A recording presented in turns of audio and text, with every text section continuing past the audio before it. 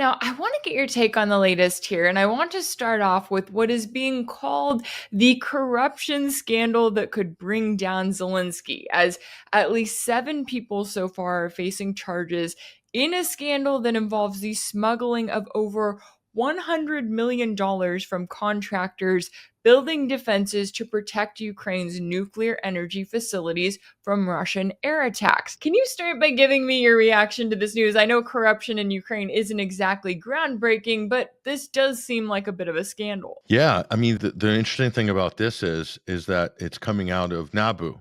So this is the anti-corruption agency that was started by the United States. So when Victoria Nuland did her reshuffle of the Ukrainian government after the Maidan coup during Petro Poroshenko's presidency, they sort of finalized the installation of this kind of watchdog, but it was really run by the U.S. This was micromanaged out of the U.S. Embassy in Kiev. And so the purpose of NABU originally, believe it or not, was to protect people who were corrupt. Okay, that was the US wanted to know what all the corruption was so that none of their corruption got accidentally flagged in a real investigation by like Prosecutor General Viktor Shokin, for instance, or Andrei Derkash, all these people who've been thrown in jail by Zelensky for exposing corruption, basically. And so the Biden administration took advantage of this, NABU and SAPO as well. There are two of these agencies. So this one, to me, it's shocking that this has come out of NABU because what it tells me is that the United States is circling the wagons on Zelensky. He's no longer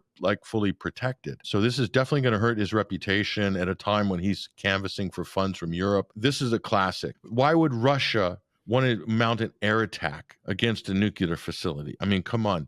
The only people who are attacking nuclear facilities or nuclear related facilities are Ukraine attacking them inside Russia. It's a classic tale because one of the things, the boondoggles, was an electronic warfare defense system or some kind of electronic system to sort of repel Russian attacks and whatever. And the whole thing was a scam. The whole intent for the contract is a scam. The contract itself, which wasn't delivered, whatever, that's a scam. So it's like a triple layered scam. And you have these sort of this graft going on all over Ukraine. It's just money pouring in from the West, and people in Ukraine are very industrious. And you want to sort of catch some of that money coming in. You want to, oh, I've got to get my hands on that. Oh, there's 10 million coming. We got to get at least 1 million of it. People cannot comprehend the level of corruption. This latest story is just a pure classic. Imagine this is probably happening hundreds of times.